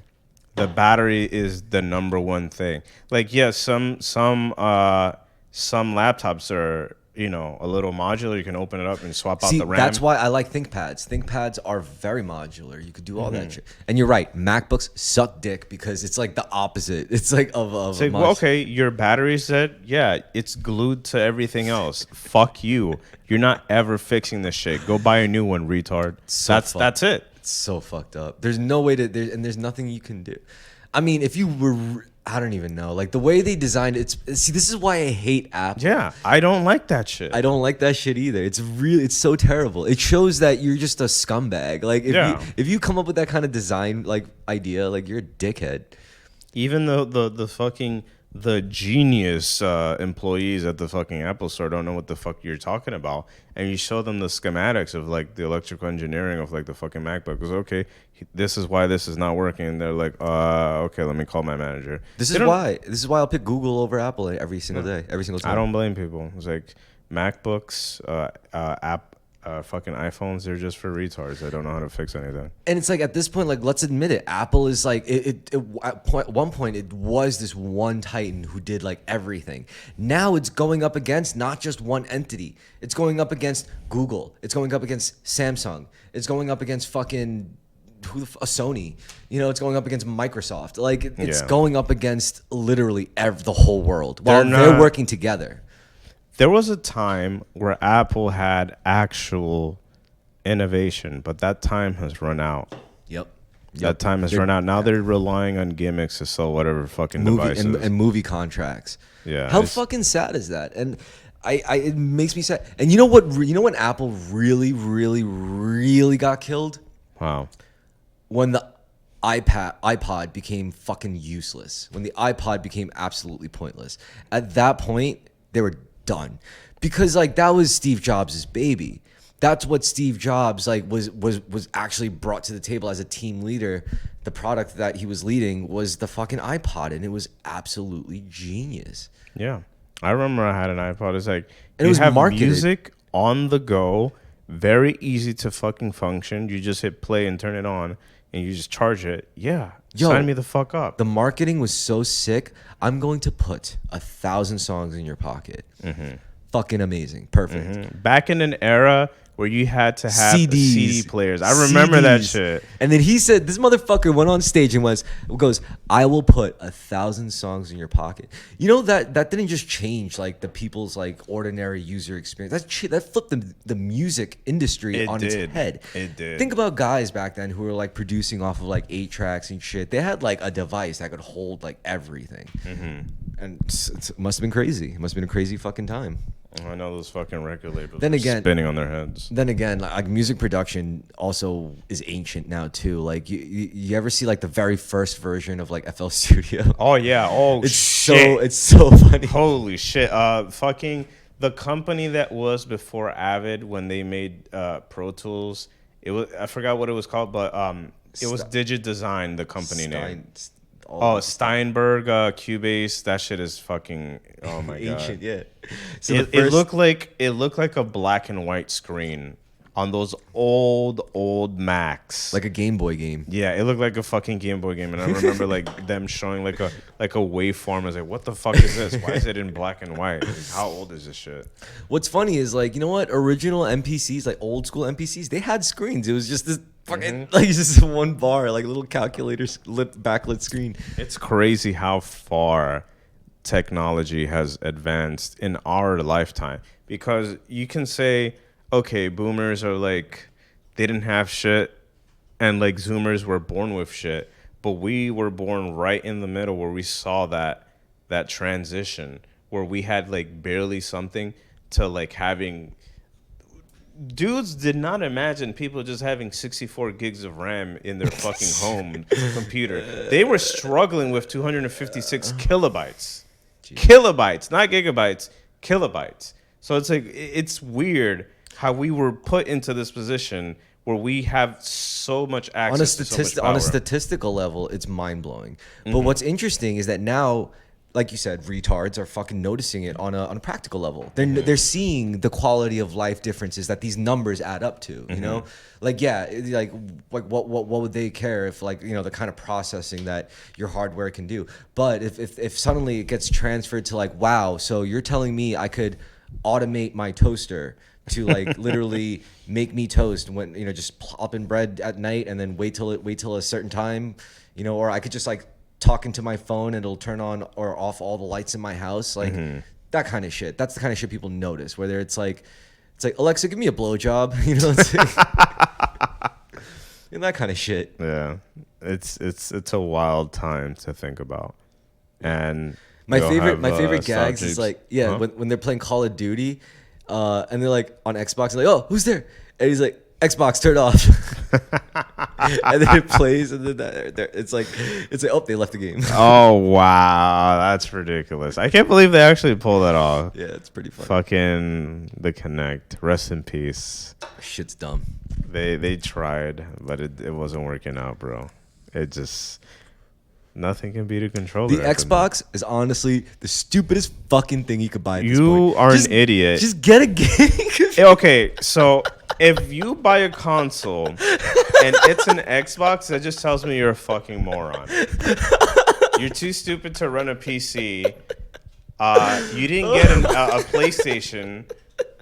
You, for some reason, got an Xbox. This is like the worst console to get. Oh my god. Because like everything that you want is already on PlayStation, but then PlayStation has extra stuff that you would actually play. So it's like, what was it? Why did you get an Xbox to play multi-platformers? It's literally a watered-down gaming computer. That's the whole point of it. You know, like that's and especially now, it looks like it looks like one of those KRK rockets now. It's like that size. It's like, what's the fucking point? Just buy a gaming PC and call it a day. You fucking moron. That is so funny. Yeah, I knew a guy who had an Xbox and he wasn't the smartest person. So, you want to hear something funny? What? You see that black box behind my TV? Yeah. You know that's my work computer. That's your work computer? Yeah. So what I do is I remote access it. So they gave you that to work? No. So basically, what ended up happening was my boss moved to Long Island, so he started working from. He wasn't trying to make this fucking 2-hour commute out to Brooklyn every single fucking day. It was a nightmare. So he found another location. I was stuck there. And basically what ended up happening was management that got left behind with me was like, they were just fucking shit up. Well, maybe they were trying to change shit. They were like repainting shit and unplugging everything. So I couldn't do my fucking job for like literally a few days. So I was like, yo, I'm just going to take my equipment to my apartment, set it up there so I could continue doing my job while you guys get this office renovation bullshit sorted out. I did that. And, you know, and I was doing my job a lot better from home. Oh, wow, surprise. People do better job at work. I mean, at home. And then they were like, yo, you going to come in? And I was like, no. I'm not. I mean, because how could you argue? If your performance literally gets better, you know, like you can't argue against that. It's like, dude, I am literally making you money better by working from here. Yeah. Well, are you stupid or are you stupid? You know, like literally. A lot of people try to justify paying rent at whatever offices they were occupying. And it's like, that's like the worst thing that you could ever do. Like if you're gaining proficiency through your employees. Let them do it. That's all that matters. That's all that. That's fucking why matters. you hired them, right? Yeah. You didn't hire them to fucking justify paying rent. You hire them because you needed to do their job, and they do their job efficiently. All right, I need you to do me a solid, man. What's that? Since I went last time. What? I need you to get 2 drinks. One All for right, me I got you, bro. and one for you. All right, White Claw. Yeah, I'll take a White Claw, please. Any flavor. I do not give a single flying figgity fucking fuckity fucking motherfucking fuck. Yep. Yeah. I mean, certain flavors I don't care for. Yeah. All right. So yeah, normally I really don't give a shit, but certain flavors are fucking repulsive to me now at this point, like mango. Just the smell of a mango White Claw is like enough to just turn me off. I'm like, nah, no thank you. I do not want to drink this. I do not want to have this mango ass smelly White Claw. Yo, dude, what's taking you so long? I dropped one. Oh no, did it explode? No, it did not. Good. Just don't open a lemon one in case you go back to the fucking fridge. It's all good in the hood, man. All right. Where's Yeah. my fucking thing? Here, you want me to open it for you? Sure. Like a real man with a lighter? Fuck that bullshit. I have my fucking. Oh, okay. He's gonna whip out the EDC, the everyday carry. That's right. Oh shit! You post that on Reddit? Oh man, those. You gotta speak into. Oh, don't forget to speak into the mic. Oh shit. Whoops. Yeah, All right. yeah. The EDC. So the EDC is a picture of your everyday carry. It's where you take out all your stuff, like your gear, like your everyday accessories. So you go on Reddit and then you look at it and it's like, this is my everyday carry, and it's like a tactical clip wallet with like a pocket, like a 6-inch pocket folding pocket knife with a multi-tool Leatherman and like a pen cam and a USB stick and like a little Glock or some shit, and they're like a manager at a GameStop or some shit. Oh my god. Okay, if you want to have a laugh, go to like TechWear Reddit. It's the same dudes, but with like shitty fucking like Gore-Tex jackets and hoodies, and they swear they're like killing it, and they all look like stupid fucking retards with like wearing all black. Okay, so I tried to fuck around with techwear, and here's what I've realized. Here's what I've come to learn about techwear. Only Asians can do it. No one else can fucking do it. You know what? No one else can fucking do it. I think you're right, because it's like these dudes that look like active Redditors. Dude. Did you just look at their face and you can tell that they're active Redditors, and they try to pull off this look and it doesn't fucking work. They just look like dweebs. But honestly, the Asians can fucking do it. The Yeah. Asians can fucking like pull it off. And I'm honestly glad. I like that shit. Yeah, It's fun. you got a racial perk. Dude, I used to have some cool like techwear shit. I used to have like, I mean, I still kind of fuck around with it, Mm-hmm. I love it. I love that shit. It's because it's just I don't know. It's very ominous, kind of practical, kind of like conceals you, and I like that a lot. I like being concealed, casually, of course, not like conspicuously concealed. It's like, what's the point then? Yeah, I just like to be like low key, go under the radar. And that's the thing about being Asian. You don't want to, as an Asian person, you don't want to be noticed unless you want to be noticed. Because, Really? Yeah, because you're weaker than all the bigger, stronger races. So you're trying to hide. You want to be stealth. You got to know your strengths. You're Stealth Asian. stealth Asians. Yeah, Asians are stealth builds. You know what? That makes sense. Yeah. You're the Dex int build, Yeah, so you gotta like really work with what you got, and you can do I a lot. agree. You can I do agree. You could do a lot with a Dex in build, you can. Like, Listen, if you were born into a high strength build, use it to your advantage. yeah. If you were born with high Dex and high int, use it to your advantage. I mean, the only kind of advantage I really hate, that's absolutely real, is some people are just born with like a super high luck stat, and that pisses me off. The luck stat is like so fucked up, like. That I've seen that happen. I've seen that happen to this one person where I constantly question, how are you even alive? Or how is God real? Like, they just get away with so much shit that's inhumanly possible, and yet they're still there. And I don't understand it. I don't understand it at all. Like, they must have somebody on their side. I don't know who it is. The thing is, I think like luck comes in many forms, and cheating death, I think, is a very poor use of your luck. Really? Yeah, you cannot go because if you're constantly cheating death, that means you're constantly taking like unnecessary fucking risks. Right. There's no need for that shit. You don't need to do all that. They got the saving throw like on lock. Yeah. On fucking They're clutch. They're basically clutch players. You know, Yeah. clutch shooters. I don't get it, God. dude. All right. So before we close this off, I just wanna bring up one thing to you that I got like super duper fucking into. All right. Fucking sports anime. Sports anime. Oh. Oh shit! This motherfucker dented my mic. What? No, not you. It was from last time. Oh, okay. Well, it's an SM58. This thing will fucking live 20 years. This probably all live like you.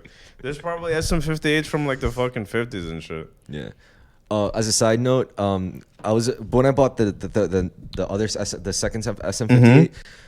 I was actually there to buy a Telefunken mic. It's like this. It's like solid. It was like gold colored, and I was like, I know which one. This is gonna be my Telefunken, my podcast mic. You know, like, but when I got there, they were telling I was gonna get it used, and it was like, oh yeah, it's gonna be like $270 or some shit. I was like, for that much money, I could get like fucking like 2 or 3 of SM58. So instead of that, I was like, you know what? I'm just give me a third SM58. Like I'll be good with that. And I did that, and I feel like it was a smarter decision overall. It is, because like unless you have a specific case where you're gonna use these microphones, because like microphones are basically flashlights. Yes. And you point it at something what you want to capture. Like I want to capture this.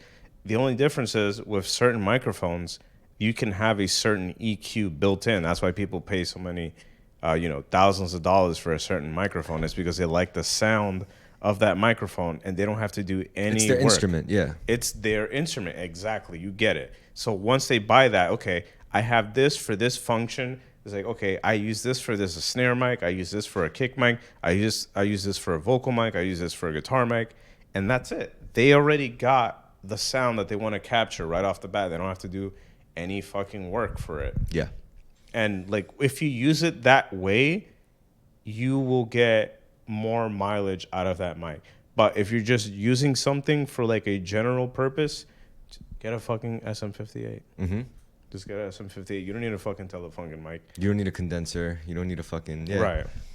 Yeah, these if you're a real podcaster, listen up, all you hopefuls out there thinking about starting your own show about bullshit. Get an SM58. Not an SM57 like the one in my hand. First of all, I use this because for a while it was just these two, and I was like, I'm not gonna make my guests use this because it's not it's really sensitive and not ideal for this sort of thing. But I like using it because I'm used to it by now. But I needed one of these so I could record instruments and shit. Yeah, it's a really good instrument microphone. And the SM57 is basically the SM58, just with a different head that's kind of more suited for recording instruments. So this is why I go with the SM57. So anyway, back to what I was saying before. What I got super duper into was sports anime. I started watching this fucking basketball anime. Yo, it is litty too titty. Is it fuck, what's it called? Kuroko. Yeah, Kuroko no Basketball. Yeah. Oh my god. I used to see that shit. It's so fucking dope. Up until from beginning to end. It's just the perfect sports anime. They really, you could tell, because there's been other there was another basketball anime, and it's iconic, Slam Dunk. But Kuroko no Basketball took everything that works in a sports anime, condensed it into a tight couple of seasons, and it's just an amazing show. You gotta watch it. It's so good, dude. They even made a movie, and I saw the movie, and it was so fucking tight. So what? Really? Let me give you the premise of the movie. So, all right. First of all, the show. In the show, it's about like fucking five all-star middle school basketball players, right? In this one middle school called Takeo Middle School, and they were known as the generation of miracles. They were just godlike kids that had amazing abilities, and they were in middle school. So middle schoolers when they're 14, in Japan they stay in middle school till they're in the 9th grade, I think. Ah, okay. So that's it's 7, 8, 9 for them. Yeah. So by the time their last year of middle school came around, their skills really blossomed, and then they all split off into different high schools because they all said, they even claimed, they were like, now we got to go to different high schools to see which one of us is actually the best. So they all go to war. And Kuroko was one of the generation of miracles, but the thing was, he was like a shit player. But he was part of the team because he had like a very unique skill, which was being able to disappear on the court. You know, like he had such a low physical presence that, like, you know, if you were like, if you were in a team surrounded by some sick ass players, he would just disappear on you because you can't look at him. While everyone else is solid, he just disappears on you because like you're not gonna ever prioritize him. So like it's just awesome. So he tries to go. So while like the generation of miracles is at war with each other, Kuroko, who sucks at basketball, has to find the solid team to play with so that he could beat his old teammates, because you know there was drama to it. Like as they were blossoming in skill, they all started to become like dickheads and not care about teamwork. It's like, I'm the best. I know, like the only one who could beat me is me. They stopped enjoying playing as a team. And Kuroko was the one who was like, come on guys, remember how much fun we used to have? And then, but it got sad. Like they were just winning game after game after game after game, and eventually you could see how that was getting to them, like the pressure and shit. And it was just a cool fucking show. You got to see it. And what's cool is the action scenes. Yeah, that's what really sells it. The modern animated action scenes where a crossover looks like he just disappears like Goku shit, like, and then reappears behind him with the ball, like catching it. It's sick. It's so sick. You got to see it. I gotta see that shit. I remember my friend talking about that shit years ago, and it's like, oh, you gotta be in the zone. Is that what they call it? Yeah, the zone. Yeah, the zone is the zone. So like they use a lot, they play off of a lot of like known basketball terminology, like get in the zone. And yeah, apparently the zone is this like level of like where you're in absolute focus. It's stupid. It's altered like, mental state. Like Super Saiyan for a basketball player. That's a good way of putting it. But all right, so it was so cool because it kind of makes sense. Yes, it was very embellished bullshit, but some of it made sense. It's like, grounded in reality. Yeah, like guys get in the zone, right? But they had, other players have like different skills. Like there's this one guy on the team, he had eagle vision. Like I think he was the starter, so he goes in, and then while he's going in, he's got this ability to be able to like just, while his eyes are looking towards, like whatever the player in front of him, the guy guarding him, he's cognitive of everything that's going around. So like while he's looking one way, he could strategize and make like crazy passes. And that's that was really cool. So the movie was awesome. It was about this American street ball team, and they were called the Jobberwocks or something. And they come to Japan, and they have like a friendly exhibition game where they play like some of Japan's like best young all-stars, from like fresh out of high school or in college or whatever. And they get fucked up. They get beat the fuck up. They're like, yo, and then the Jobberwocks on top of that insult them. They're like, this is Japanese basketball. You guys are fucking monkeys. That's literally the term they used. They were like the and it was funny because it was like the fucking like. There was like black dudes on the Jobberwocks American team, and they were calling the Japanese people monkeys. Like, look at you fucking monkeys thinking you could play fucking basketball. You're an embarrassment. Get the fuck off. It was crazy. It was just wild trash talking. So Japan was humiliated. So the only one who could beat them was, of course, the generation of miracles. Except instead of playing against each other, now they're all so that's why it was so. It was like a Power Rangers moment. Like holy shit. It was a perfect movie. So you just got to see the whole series. It's so fucking good. Where does the movie take place in the series? Japan. No, I'm saying like in chronologically, does it take place after the series, or where does the movie fall in line? Because like movies like fall in different timelines. Okay. So the series has an ending, I think. Yeah, the series does have an ending. But the movie. All right, so at the very climax of the series was the final tournament or whatever that they're showcasing. Right. And the last bit was like where they jump forward, to like there was an obvious like little bit of a time skip where I'm not going to spoil it, but the main character, one of the protagonists, like begins a new journey, and fucking. The movie clearly takes place like right before that. It's like how like DLC, you'll have DLC that takes place like before the actual ending of the main game, right? So it kind of fits into the story. Okay, that makes sense. Okay, yeah, I know exactly where it's at. Yeah, that sounds fucking sick. I've always had that anime on my radar, but I just haven't really watched anime besides like maybe one. So now that you say that shit, I definitely want to watch it. Yeah. I mean, all the sports anime are honestly fucking good. Prince of Tennis. Yeah, I remember that one. Hikari and No Go. A fucking game, a whole show about Go, a board game. It's like, dude, it's like, yo. Oh yeah, I've heard about that one. There's even like fucking cooking anime that's like going crazy. Dude, not only is there a cooking anime, but there is literally a whole cooking anime just about cooking curry. Okay, that's insane. Wait a minute.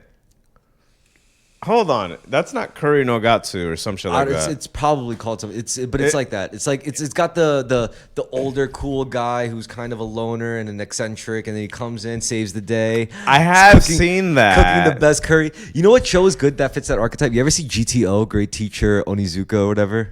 Oh my god, it's so good. So good. It's actually it's a really old school and wholesome show. It's about this teacher with a checkered past. He's a really tough dude, but he's got a heart of gold, and he's an eccentric guy, and he comes in and he's the only one qualified to teach the worst high school class of Japan. Jeez. like the worst delinquents, the worst kids with the worst problems, and it's a good show. It's a good slice of life. What's it called? GTO? GTO, yeah. Okay. It's classic. You'll definitely pick it up real quick. So Kuroko no Basketball and GTO. Got it. Yeah. I'm pretty sure that curry is like curry no gatsu or some shit. Because I remember the first episode, they were making like katsu curry. Yeah. I think that's it.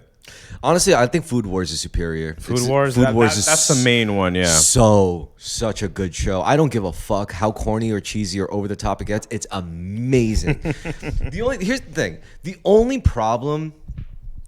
real suspension of disbelief that has to work when it comes to watching like these kinds of animes is that it's high school kids doing this shit. Oh, yeah. Like the high school kids playing like fucking pro level basketball. The high school kids cooking like fucking like 3 Michelin star level dishes, shit like that. That is very, very weird and not really realistic. But if you could suspend that, everything else flows very smoothly. I've always wondered why they do that. And I think it's probably because that's like the most inspiration. Because they're cartoons. No, it's like why do they use high schoolers in that specific age bracket? They're usually like 15, 16. Because you know how like I don't know if you know this, but you know how like Japan views youth as like an actual like valuable thing. Yes. Like youth is a value to them. To their culture. They treasure youth. They treasure their youth. It helps treasure their children and younger generations and learn to appreciate the power in raising the new generation. So they definitely value youth, and I think that gets expressed in like all those anime shows about it. But a lot. I was just about to say though, like a lot of shows fucking kind of play off that. A lot of shows like hone in on the fact that it's a show about kids, like Gundam, Iron-Blooded Orphans. Incredible show, very sad.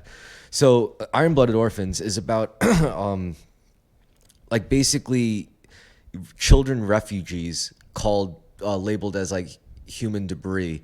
And they get contracted, basically slaves, and owned by private military companies. So they have to work for these companies because they either got sold basically into virtual corporate slavery by like whatever, like as refugees or parents. It's like no one else is gonna take you in. If you don't work for us, you're basically gonna starve in the streets. Like you're living in whatever. And Iron-Blooded Orphans is about a group of orphans who overthrow their extremely cruel like managers and bosses and owners and actual like non-indentured workers, and they take over, and then the kids become the new like actual owners of the private military company, and they're just trying to make their way, and it's a it's a cool story, and they talk about it all the time. It's like, dude, this is war, and you're kids, and you're living in a reality where your kids fighting wars just to survive, just to live, not even because you believe in anything, because this is all you've known and this is all you can do to survive and make money and make a living. It's a cool show. It's a really cool show. It's one of my favorite. It's not really traditional Gundam in a sense, right? Because traditional Gundam, it still is traditional. Also, it's because Gundam is a space opera, right? That's really what it is. It's a dramatic, highly political, very high stakes, like show with like everything on the line, story usually, and like that's what Gundam is. And so I have a question. So if Gundam is a space opera, what does that make Macross? I didn't really get into Macross. I've I seen. know the music. I listen to a lot the of the music music. is actually fucking It's good. amazing. It's like I actually downloaded one of the albums because it was that good. I was like, holy shit. You know the cassette tapes sell for like $80 to $100 on That eBay. doesn't surprise me actually. It's good shit. It's awesome shit. The fucking vocalist for like one of the anime that I saw of Macross is just. I was shocked to hear such a soulful voice coming out of that anime. I was like, wait a minute. This is that person? And I was like, okay, I have to download this because this is fucking art. Yeah. And it was mind blowing hearing that powerful voice. She was like the lead vocalist for like the main character. She didn't do the voiceovers, but she did the singing parts. Yeah. And I was like, okay, I'm sold. I'm in Macross. Yeah, a lot of shows did that where the character would do a singing segment and it's clearly not the original voice actor, but they got an actual singer to dub it. Yeah, no, I feel you. I had that moment where that oh shit moment of Japanese music is actually pretty fucking tight. It's I don't know what came first. It was either this one opening theme to the show called Vandred. It was a pretty silly fucking show, but the song was pretty lit, and it just hit me the right way at the right time. And that and fucking Simple and Clean by Utada Hikaru. I heard that, I was like, those Japs can really make some fucking music, you know? They sure can. You know the song from Kingdom Hearts? You never played Kingdom Oh, Hearts? Okay. I've never played Kingdom Hearts, But you know that song. Everybody knows that fucking song because they won't stop talking about it. It's like, yes, I know that fucking song. You know what's cool? I actually found like it was hard to find a remix because I was trying to make a mix, like an electro remix, and I had to work that song in, and it's hard to do. It wasn't easy, and that's when I learned like the beauty of DJing, and and it's fucked up. Like I didn't learn like the awesomeness of DJing off of decks. I learned it like on a DJ software, like a free portable DJ software called Mixmeister. And then you have a folder of all your tracks. You just load them into the library and then you drag and drop. And it gives you like, it's literally a really watered down like DAW. It just like gives you the playlist, it lines it up, and then it lines it up like where the next track gets stacked, and then it even gives you like automation clips, like for EQ, like one line for bass, one line for mids, and one line for high treble, and then just your overall volume, and then you adjust that. You drag those down while you drag the other ones up, and then that's how you make your mix. And I mean, look. Honestly, yes, I get it. It's bullshit DJing, but I will say this: compared to like a lot of this other fucked up like ways of like just faking DJ sets, that's one of the more novel ones. That's one of the shit. That's one of the more like I think that's still one of the more articulated and pure ones. You know, it's still nice. It's still nice that it's done like that. I can't believe dudes would go up on stage with DJ equipment unplugged and pretend to play music. That is wild to me, and then get paid for it. Well, I like to sit. I know I'm kidding myself. I like to believe those are just bits. That doesn't happen. That doesn't actually happen. Like, I hope it's not actually happening. I really hope it isn't. You know, I don't even. I know a lot of DJs, and I know a lot of DJs hate bullshit DJing. You know, they hate it. It's like, oh, I hate it when what's it called? They just have. I mean, there's different levels to it. Some people are like, yo, I just hate it when they just have pre-mixed sets. And other people are like, I hate it when they use MIDI controllers instead of actual CDJs. Other people are like, oh, I hate it when they use CDJs instead of actual vinyl platters. Yeah, there's a lot of snobbery behind it. I mean, you could call it snobbery, but each they do all have a point. You know, once it's changing and changing and changing, you got to stop calling it what it was, what you keep calling it. It's not the same thing anymore. DJing really isn't the same anymore. Right. I mean, let's just call it what it is. It's sampling. Yeah. And the reason why I got into this, like MPCs and machines, is because if I'm using a controller at this point, or even like XDJs or CDJs, I mean, let's be real, we're all fucking spinning MP3 files on a USB stick. We're doing nothing to do with an actual like disc, you know. So it's like really what we're doing is we're sampling. Right. And the way I see it now, if we're all just sampling and no one's really DJing anymore, then there's either lazy sampling or fun, cool, novel, unique sampling. That's how I'm going to see it, because that's really what we're doing as DJs nowadays. We're just fucking sampling. Right. It's like you all have that fucking USB. You're all getting the same fucking track.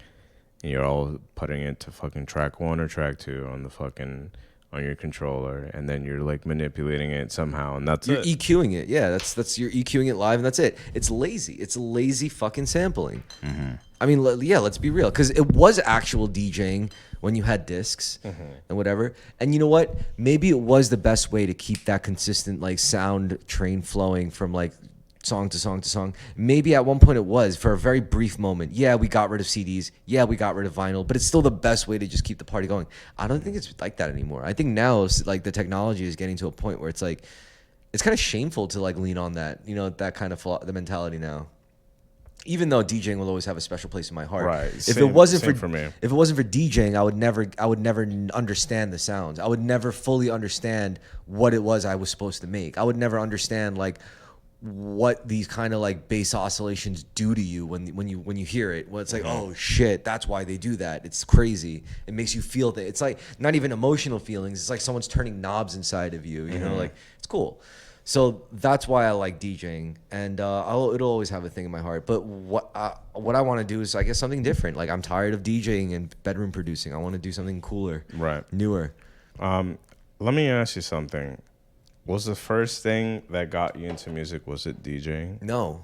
What was the first thing? It was like punk rock. It was playing like the guitar with like my band homies. You know, people who play drums and bass. It was playing with them, because you know, like I grew up like a lot of my younger years in Staten Island, so only in Staten Island are you gonna have like a bunch of band kids. You can't have that in Brooklyn or Queens or You're Manhattan. not having that in Queens, I'll tell you that much. Exactly, because everyone's living in apartments. You can't have the problem is the drum set. That's the number one biggest problem.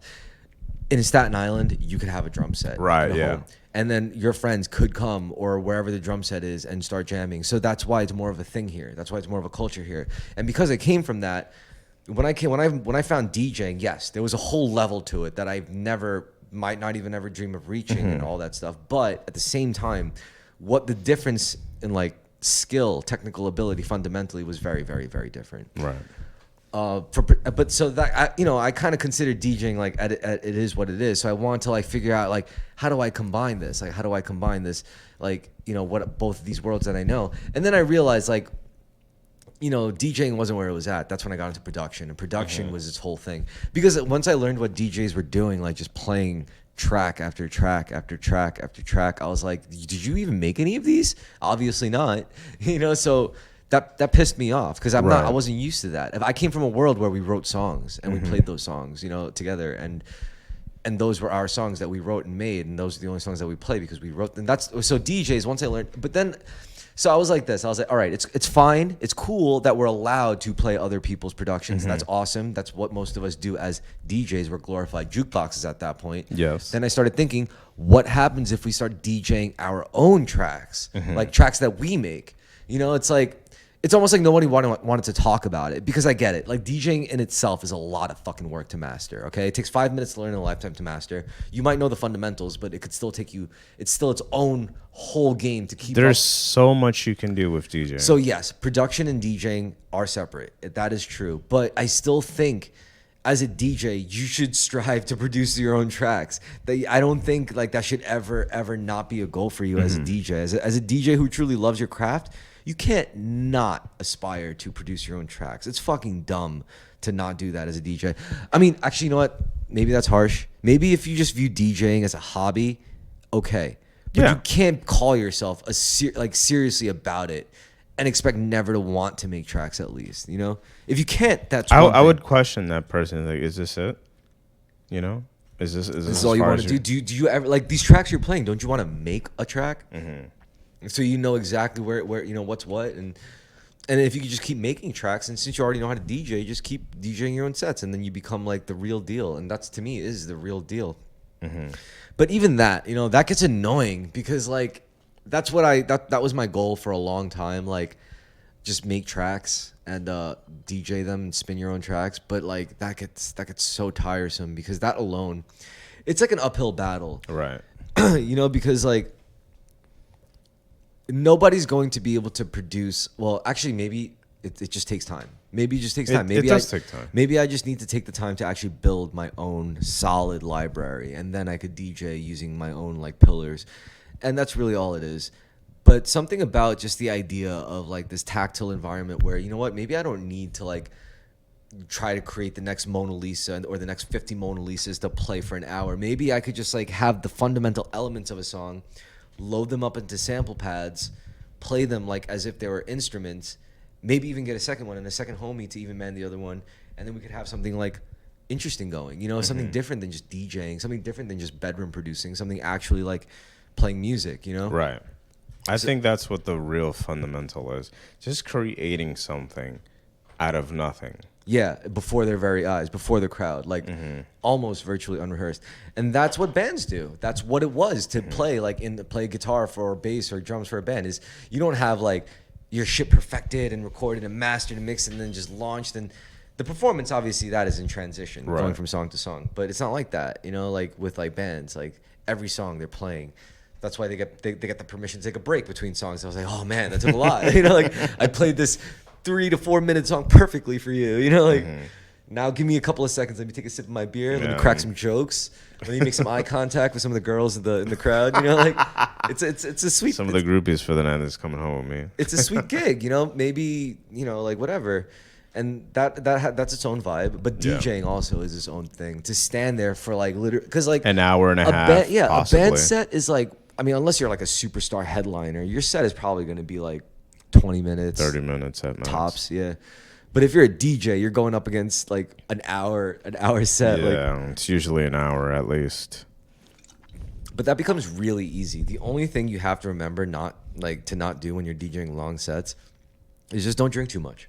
Oh yeah, definitely. Listen, if it was me on the deck, I would take sips like every 5 minutes. Yeah, because you have to pee, and that's the worst part. Yeah, like, I would not want to do that to myself at fucking an hour long. Oh no, getting drunk is its own thing. That's I think that's personal. Some people are terrible drunk. Some people are better drunk. Some people are you can't even tell the difference. Right.